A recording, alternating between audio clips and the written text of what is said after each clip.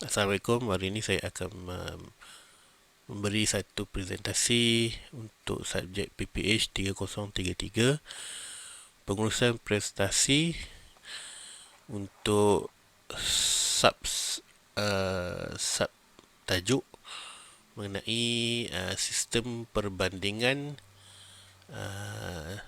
chapter yang kelima yang telah ditugaskan kepada saya oleh pensyarah saya Dr. Haji Ahmad Zainal bin Abdul Razak. Untuk pengenalan mengenai pengurusan prestasi ini adalah proses di mana pengurus memastikan bahawa aktiviti pekerja dan output yang dihasilkan sesuai dengan matlamat organisasi. Dan penilaian prestasi ini adalah proses yang mesti dijalankan oleh organisasi untuk mendapatkan maklumat tentang bagaimana seorang pekerja dapat menjalankan tugasnya dengan baik. Dan maklum balas prestasi ini mesti disampaikan, dan proses ini mesti disampaikan mengenai maklumat yang diperolehi kepada pekerja mengenai bagaimana keberkesanan prestasi mereka dalam bekerja. Adakah mereka ini telah mencapai kehendak organisasi yang telah ditetapkan, dan jika ada mana-mana kelemahan dan boleh diperbaiki, dan pekerja itu sendiri boleh nampak apakah yang perlu, apakah yang telah dia capai, dan adakah apa yang telah dia lakukan itu mencapai kehendak organisasi itu sendiri. Model pengurusan prestasi ini kita katakan sebagai dia saling berkait, di mana di tingkah laku individu itu mempengaruhi kepelbagaian bentuk dan fungsi organisasi itu. Dari segi jika strategi organisasi itu sendiri menilai tingkah laku individu dan untuk mendapatkan dalam proses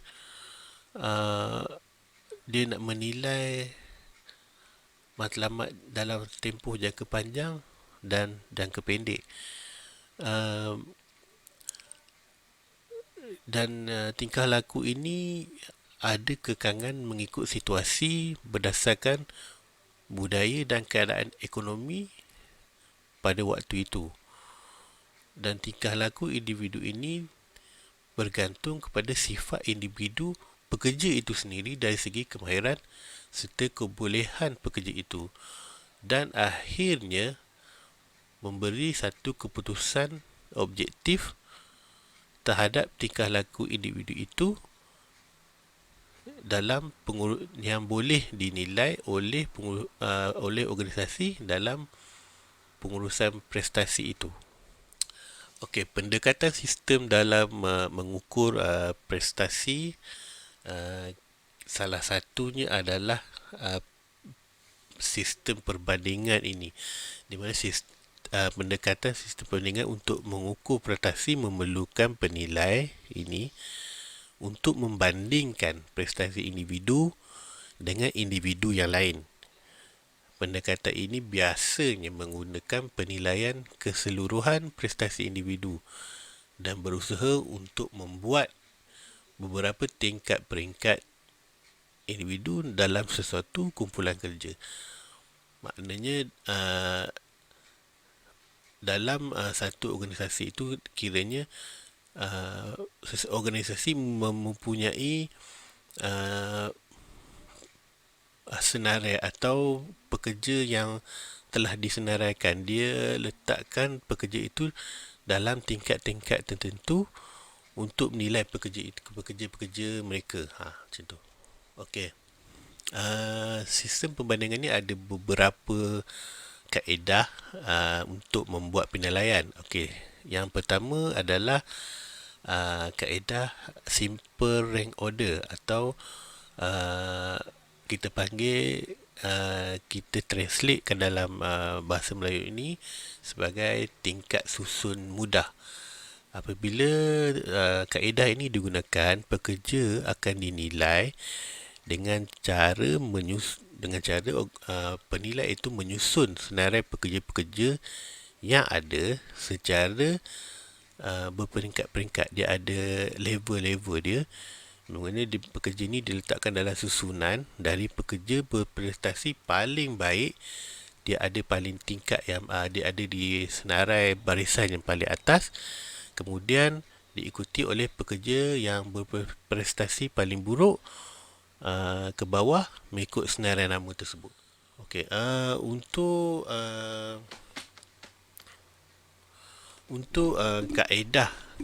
kaedah yang kedua adalah alternative rank order.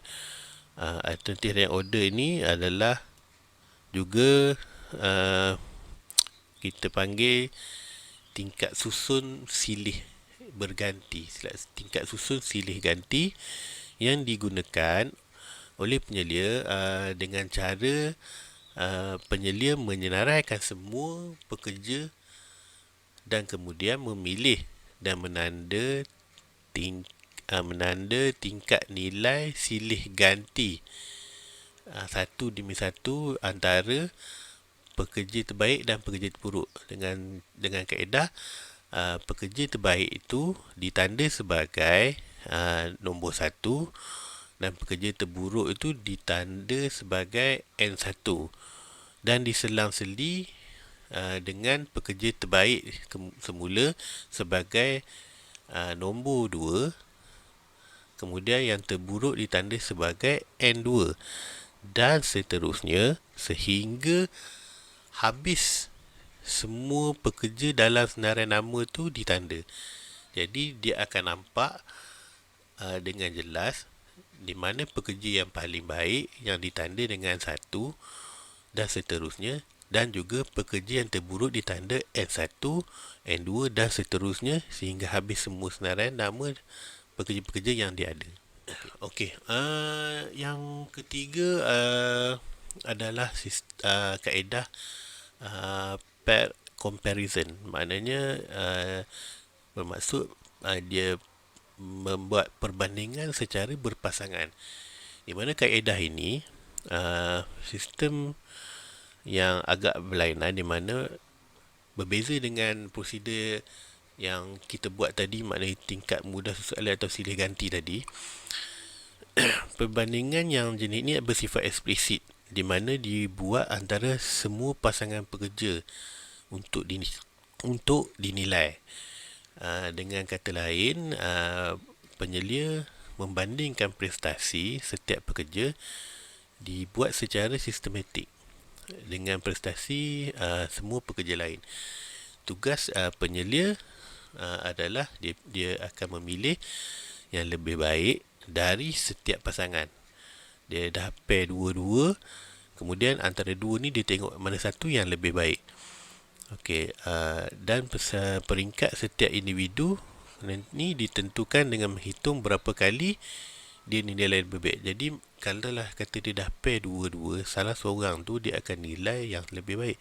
Kemudian dia akan pair balik dengan orang lain, antara dua ni siapa yang lebih baik.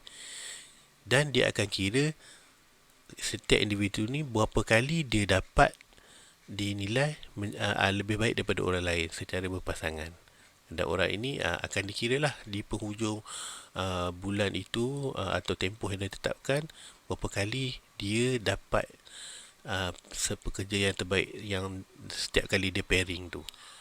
Okey, sistem perbandingan yang seterusnya adalah sistem presentil relatif. Maknanya sistem pengukuran ini dia memerlukan penilai ni mempertimbangkan semua kadar dan ukuran ada yang pada masa yang sama untuk dia anggar prestasi relatif setiap pekerja masing-masing dia gunakan skala 100 mata. Uh, contohnya penilai ni akan menanda 50 mata pada skala yang menunjukkan lokasi pekerja secara purata. Kira-kira 50 pekerja berprestasi lebih baik dan kira-kira 50% pekerja berprestasi lebih buruk daripada individu ini. Kaedah presenter related ini dia boleh merangkumi satu skala seperti itu untuk setiap kecekapan. Maknanya bila dia ada kecekapan yang berbeza, dia letakkan nilai berapa yang telah ditetapkan. Maknanya dia ada berbagai jenis kecekapan dan setiap kecekapan itu dia buat satu skala. Jadi setiap pekerja itu, kalau kecekapan yang A, berapa dia dapat skala dia, kecekapan B berapa skala dia dapat. So di akhir nanti dia akan kira jumlah skala yang telah pekerja itu perolehi. Okey, untuk yang seterusnya,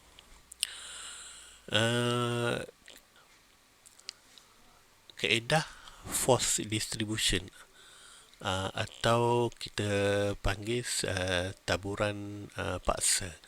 Dalam sistem ni, pekerja akan dibahagikan mengikut taburan yang normal. Sebagai contoh, 20% pekerja mesti diklasifikasikan sebagai melebihi jangkaan dan 70% mesti diklasifikasikan memenuhi jangkaan, dan yang selebihnya 10% mesti diklasifikasikan sebagai tidak memenuhi jangkaan. Pemeringkatan yang secara paksa ini dia bolehkan pengurus dapat menguruskan prestasi pekerja yang berprestasi rendah dengan lebih baik. Dia dah nampak dah, dia paksa, dia letakkan saja yang siapa yang berada dalam kelompok yang 10% ini, dia akan mungkin dia akan bagi latihan atau apa untuk dia uruskan prestasi tu ni supaya lebih meningkat. Jadi yang 20%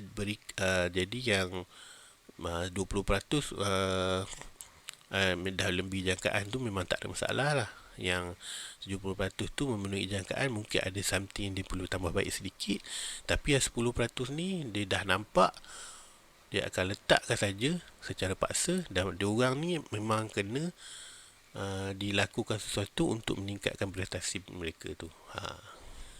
Okey, sistem pembandingan ni kelebihannya ialah dia biasanya dia mudah untuk dijelaskan lah. Kita nak tunjuk orang pun atau kita nak nilai pun kita nampak. Sebab setiap kaedah yang digunakan tu kita tanda, kita letakkan dia secara dalam senarai, ditanda mengikut julat dan skala yang tertentu. Kita dah tanda kumpulan ni kumpulan yang bagus, kumpulan yang tak bagus. Benda ni nampak dalam senarai tu, dia nampak, dia jelas dan tak ada sembunyi-sembunyi. Okey, dan kedua, keputusan yang dihasilkan jadi agak mudah nak dibuat dan mudah untuk melihat pekerja mana yang berada dalam pembahagian ni. Kita nampak yang mana yang paling baik dan yang paling buruk. Dan ketiga, mereka yang mampu mengawal, mereka mampu, penilai dan organisasi mampu nak kawal beberapa bias atau kesalahan yang dibuat oleh penilai prestasi. Organisasi mampu. Jadi dia tak akan nampak bias. Kita tak akan nampak penilai ni, dia nak nilai ni bias dan buat kesalahan yang tak sepatutnya. Okey, organisasi tu boleh nampak. Malah ianya sistem bandingan ni lebih baik daripada sistem mutlak. Sebab sistem mutlak ni dia fix, dia tak boleh nak ubah-ubah. Dia kadang ada sesuatu yang merugikan lah kepada organisasi. Contoh seperti memberi skor tinggi kepada kebanyakan pekerja, memberi makan rendah kepada kebanyakan pekerja lain, dan kecenderungan pusat itu tidak memberikan penilaian di atas jangkaan atau di bawah jangkaan sebenar. Kelemahan, namun sistem pandangan ni ada kelemahan sedikit lah. Namun ianya tidak terlalu ketara. Kelemahan yang berkaitan menggunakan sistem pemandangan yang mungkin menjelaskan mengapa hanya sekitar 4% sahaja daripada keseluruhan kajian yang diterbitkan mengenai penilaian prestasi yang menggunakan sistem ni berbanding dengan menggunakan sistem mutlak. Tak banyak orang komplain atau nak meletakkan kelemahan pada sistem pemandangan ni, sebab benda ni dia mudah, lepas tu dia jelas, dan dia tak ada nak main pusing-pusing. Dia maknanya pekerja yang dinilai pun dia akan rasa nampak, dia puas hati, benda tu jelas. Daripada maklum balas dia dapat tu, dia nampak, oh ini ada something yang aku buat ni tak betul, dan memang aku layak dinilai sebegini. Berbanding sistem mutlak yang orang letakkan markah tu tak sepatutnya yang dia dapat. Okey, kerana sistem pemandangan ni dia tak ada biasnya tu. Even pengurusan pun boleh nampak sistem ni dengan jelas. Okey. Kelemahan yang kita boleh kata mungkin timbul dari data, kelemahan lah, antara kelemahan yang mungkin timbul pun yang sedikit itu mungkin daripada data yang tak cukup lah. Mungkin ada sedikit kecelaruan data pekerja itu sahajalah kan. Dan penyesuaian boleh dibuat kerana tak ada dua sifat yang serupa. Ketepatan kaedah bergantung kepada kemampuan penilai untuk mengenali perbezaan, ya. Maknanya bila penilai itu nak menilai, ketepatan dia menilai itu bergantung kepada penilai itu nak buat perbezaan. Dia kena kenal lah yang mana